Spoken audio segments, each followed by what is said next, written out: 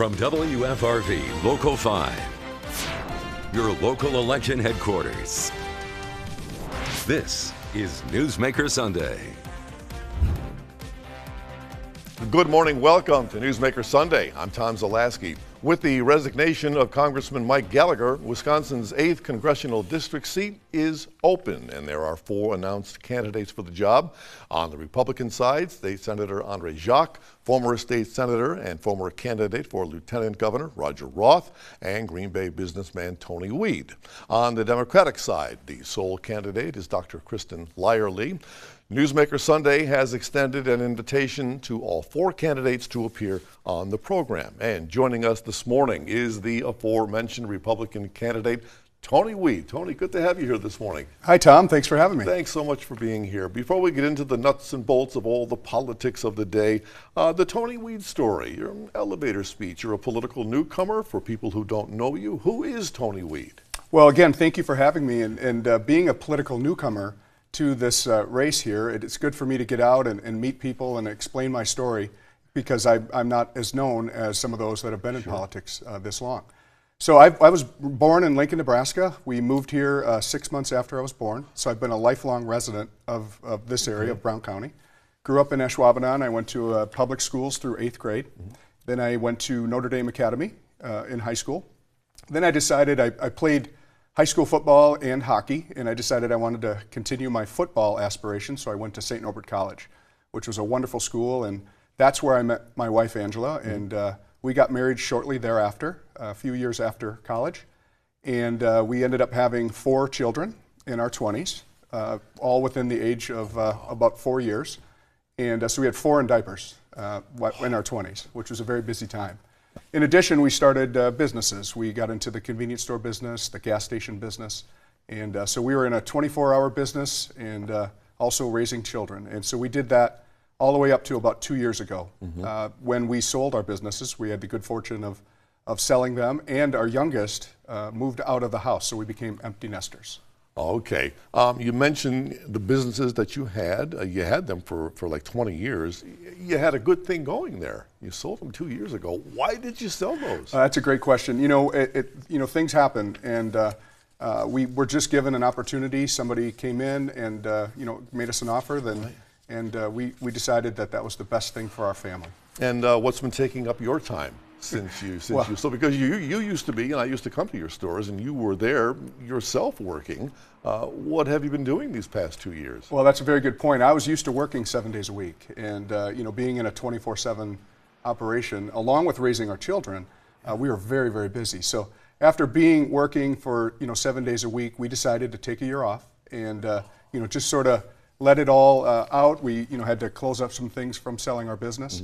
And just really decided to open ourselves up to what our next opportunity in life would be. And through a lot of prayer and reflection, I wanted to find something where I could make a big purpose in the world. Let me get your perspective on how we got to where we are right now, this congressional seat that's open. Back on February 5th, Mike Gallagher announces that he would not be seeking that 5th term, and yet he said he left with a heavy heart. Why do you think that he did not decide to run again? Well, you'd have to ask Mike. Yeah. I don't know exactly why. I think that he had mentioned in the press that it was from a family perspective, and I understand that. So that day I was actually I've always wanted to be in some sort of service role for the country. I love the United States of America, and so that day actually when that was announced, I was at a Badger hockey game with some friends. And one of my friends turned to me and said, "Hey, Mike Gallagher's not running again." And right then and there I said to her, "I'm going to run." At that moment? Yep. What is it about your business past, your accomplishments, that will serve you well if you are elected to Congress? Well, that's a good question. And being a political outsider and now being the Trump-endorsed conservative in the race, I can take the experiences that I've had in running businesses. I've hired hundreds and hundreds of people in the area. I've led them. I've signed the fronts of paychecks. I've taken out loans that were we needed to have for our business, and just had to make all of those really difficult decisions in order to have a business be successful.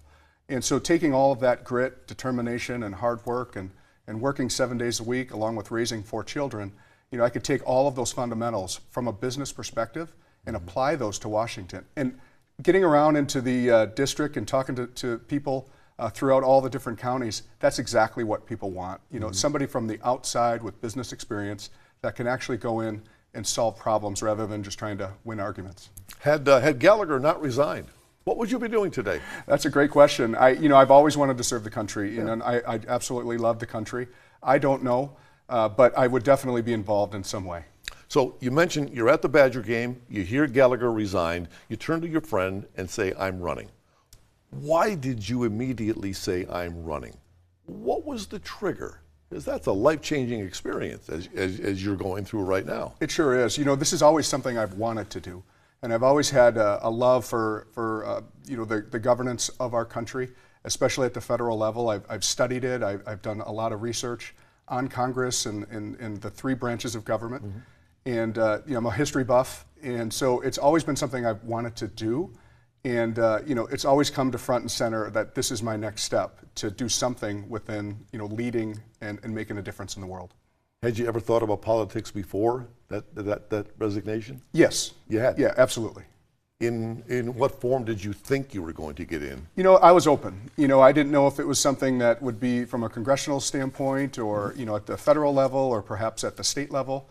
In some way, shape, or form, I knew that I wanted to do something like that.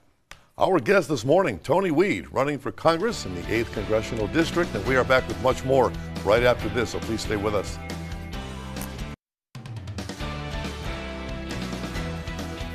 Back now with congressional candidate Tony Weed, running for Wisconsin's 8th Congressional District seat. As we said at the top of the broadcast, you're a political newcomer.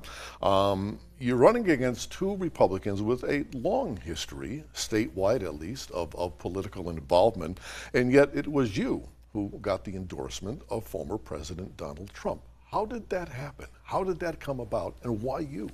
Well, that's a great question, and I get asked that question often. When I decided to run and I made that decision that this is something I wanted to do in February, I did not have much experience within the political realm as far as from a congressional standpoint. So I basically went on a mission, just like I've done my entire life in my businesses and starting new businesses, things that I've done that are new. And I just started putting myself out there, meeting people, and ultimately met some people within President Trump's orbit. And next thing you know, we were, over the course of many weeks, we were out in Washington, D.C., and just started to, like I say, meet people, build relationships, and ultimately earned President Trump's endorsement. It took a long time, but it was a great feeling. And then we obviously met with President Trump as well, my wife and I. I want you to take me, when you say you met with President Trump, take me behind the scenes of that night. I mean, we here at Channel 5 covered the event. What is that like? When do you meet him? What's the backstage banter? What do you talk about? How long are you with him? What went on there? I'm just trying to take the curtain apart here and let people know about that. Well, ultimately we met during the rally when President Trump came to Green Bay. Okay. And we had that set up before that we were going to meet with him, my wife and I. And we went behind the stage, and there's curtains and things like that back there. We sat back there in line and waited. There was several other people that were going to be meeting with President Trump. And we waited for quite a while, but then all of a sudden the energy changed, and the Secret Service started coming in through the back door, which was an amazing experience. People coming in, and you could just tell security just really lifted. And ultimately President Trump came in, and we met in the back of a room behind the stage. Mm-hmm. So my wife and I walked in, and we had about a 5-minute conversation, and it was an amazing experience. Okay, longtime Republicans, Andre Jacques, Roger Roth, you're the person who gets the endorsement. Why you? Well, I'm a political outsider, and I'm a businessman that, I was never involved in politics. And that's what President Trump was when he first decided to run for president. And I think President Trump, he realizes, and as I think is the right thing, that we need more people that are not career politicians that are in our Congress. And he saw what I had and the success that I had in running our businesses for a long time. And I'm somebody like him that can take all of those business experiences and actually go to Washington and make a difference, rather than just trying to elevate my career and stay in politics for a long time. I just want to serve the country, and I feel that I need and I have an obligation to serve the country just like he does. And I want to go there and actually make a difference for a time period, and then my goal is to come back home and go back to my regular life, just like the Founding Fathers intended we Like do. they were supposed to, yeah. Let me touch on some of your campaign points. You refer to yourself as an America First outsider. What's the meaning behind that slogan? Well, America First is very simple. We need to focus on America first. Every decision we make should be in the best interests of America. And me being a political outsider, a Trump-endorsed conservative, I will truly do that. We have many issues that are going on right now, such as the border and the border crisis, where we have, it's just wide open right now. We have over 10 million people that have come through during this administration. And drugs and criminality and things like that, those are things that we need to address. And things like spending and inflation that are rampant at this point. I want to go there and actually make a difference and do what's right for America, rather than self-interest and things like that. You also say career politicians have failed us. Who are you speaking about, and in what way? I think we have career politicians throughout government, at the state level and also at the federal level. In addition, there's bureaucrats that never leave Washington. And I think that is the problem, because I think you think differently when you're a career politician, because what you need to do then is you need to look at yourself first and make sure that you continue to get reelected, because that's your career. And I think that's where the problem lies. Someone like me or like President Trump, we're not. We are, businessmen. We've already had our career, again, just like the Founding Fathers intended. And we're there truly to serve the country, rather than just trying to, elevate our political career and our actual career. As people watching the show look at you and are deciding whether or not to go with you or another candidate, let me ask you, is Joe Biden the legitimately elected president of the United States? Well, Joe Biden is the worst president that we've ever had. Is he legitimately elected? I mean, he is the worst president. We have to, look at exactly what that is. I mean, just look at the chaos around the world, the instability. Look at the borders wide open. Prices are rising throughout the country. And so I think we absolutely need President Trump in office. I'll try one more time. Are you denying that Joe Biden is the president? We need to reiterate the fact that he is not a good president, and we need to have President Trump get elected in November. Okay, I'll leave that one there. January 6th, do you condemn it? Look, January 6th was mainly peaceful protesters. These were people that were, practicing their First Amendment right, and they were protesting the election, just like people have been protesting the election for many, many years. Anybody that did anything illegal should have been held accountable, and they were, and have the right to a fair and speedy trial. So those 700 plus who did wind up in jail, they are there for a reason. They were not peaceful that day. As long as, if they committed any sort of illegal act, they should definitely be held accountable. We have much more to come with Tony Weed, our guest, right after this, so please stay with us.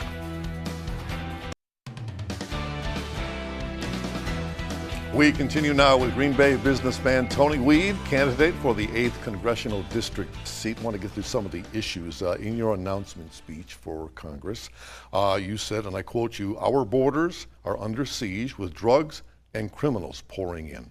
Where do you put the blame? Well, it's true. We have drugs and criminality coming in. I talked to sheriffs, I talked to police officers, district attorneys throughout this district. And the drug flow and the fentanyl and all of those types of drugs are coming in at a very rapid rate. And that certainly is from the border. And there's no doubt we have additional criminality and things that are coming in as well. We had a really good border system as far as shutting it down with President Trump. We saw a 90% reduction. There's the 4 presidents before President Trump said they were going to secure the border and really didn't make a difference. He did. And ultimately, President Biden pulled back some of those executive actions. And that, I think, is the problem. And we need to get back to those executive actions and also the Remain in Mexico policy.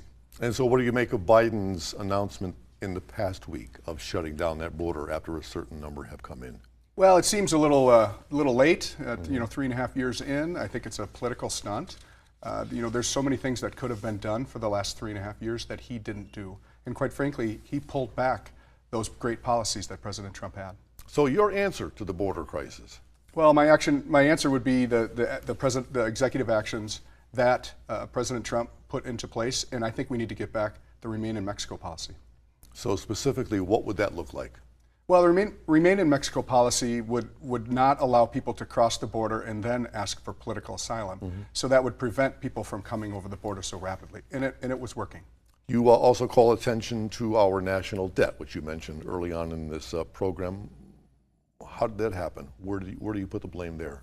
Well, we've been spending at a way that is just unsustainable. Right now, we're spending $3 trillion more than we bring in at the federal level, which is causing the inflation. Because what we have to do in order to come up with that $3 trillion is either print money, or we're not really printing it, we're doing it digitally, and then also we're taking out, using debt instruments and selling treasury bonds and so forth.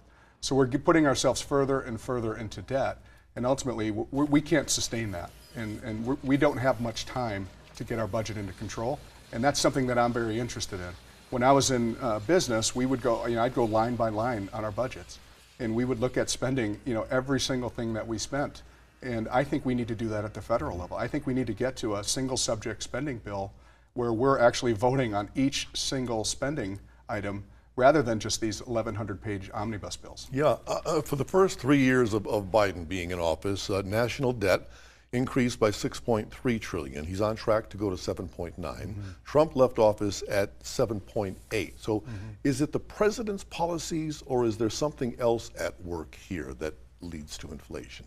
Well, I certainly think that that has a congressional role, and that would be something that I would want to be involved in and really truly make the changes. Like I said, I think we need to get down to actually looking line by line in things that we're spending. Right now at the federal level, we don't have a budget. The agencies that are operating, that we're funding at the federal level, don't operate really on a budget either. So we have to really truly get in and go line by line and get to the bottom of it to reduce the spending. Another of your points, a quote, our adversaries are taking advantage of us. How so? Well, you just look at the chaos and the instability around the world right now. We have issues in wars that are going on, which could very well lead to regional wars, which is very concerning to me. When President Trump was in office, he did a very good job of preventing these types of things, which is very important. Because I don't want to see wars rage throughout the world, and again, I don't want to see us get engaged into wars that we don't have to. And that's where we need to get stronger as a country, both financially and militarily, in order to prevent those types of things. And also, it's very important that we have President Trump in office, because he has shown during his 4 years that he was able to prevent all of those types of things. We are back to wrap up with Tony Weed right after this, so please stay right there.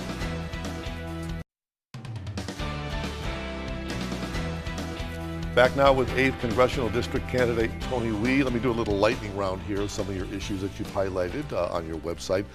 Energy independence. Well, energy independence is super important for our country. And we absolutely have so many, oil and gas underground, like President Trump calls it, liquid gold.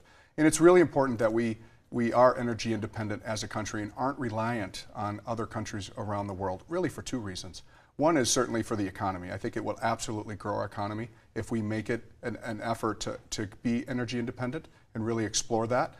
The other reason is for just stability, and making sure that from a strength perspective and security perspective, just making sure that we're not reliant on all of those countries. Yeah, you brought up an old Ronald Reagan phrase, peace through strength.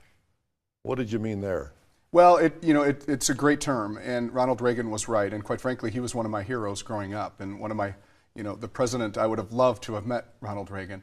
But peace through strength is exactly right, and President Trump was a big believer in that. Ultimately, we need to be strong as a country. We need to be the strongest country in the world financially, which will require a lot of work in getting our spending under control and getting our economy going again, just like President Trump did. And also, we need to have the strongest military in the world. We need to focus on the leadership in our military and give them the tools and also the funding, and give them the tools that they need to make sure that we're operating very, very strongly. Ultimately, that would deter any sort of aggression around the world. You bring up something that affects us here more so locally, supporting Wisconsin agriculture. Where are we lacking? What do we need? Well, agriculture is really the economic engine of District 8. We're the fourth largest congressional district for dairy in the country. And I am very supportive of the agriculture community. I've been meeting with farmers, both large and small, in the district. And I want to do everything I can to ensure that the farmers in our district have what they need from our government to make sure that they can be successful. Okay. I would be remiss if I did not ask you where your stance is on abortion. Well, I'm pro-life. I have 4 children. It's the greatest joy of my life. And I also agree with President Trump that we follow the Supreme Court, and it is a states' right issue, which ultimately means the people of Wisconsin should decide. So do you favor any exceptions? Well, again, I think that needs to be dealt with at the state level. That's not something that I would deal with. And again, I think the people of Wisconsin should decide on that issue. Congress right now not getting a whole lot done. What is it that you could bring to Congress to bring some semblance of normalcy there? Because there are about 8 Congress people who are kind of running the whole show right now. Well, that's a good question. And as the Trump-endorsed conservative in this race, somebody that's from the outside of politics, and I have a history of running businesses my entire life, I can take a pragmatic approach. My personality isn't to be, yelling and screaming and always trying to win arguments. I made a living off of solving problems day in and day out. The better I was at solving problems and moving through them and moving forward, the better off I was in business. Those same principles apply in politics, and they should be. And I'd love to be a leader in Congress and hopefully spread that environment throughout Congress and actually get some things done. Tony Weed, a pleasure. Well, it's a pleasure to be here, Tom. Thank you. Thanks so much for being here this morning. And if you have a newsmaker in your town who you think we should have on this program, let us know about it. Send us an email at tips@wearegreenbay.com, or you can message us on Facebook, and be sure to join us once again Sunday morning at 7:30. Until then, have a great day.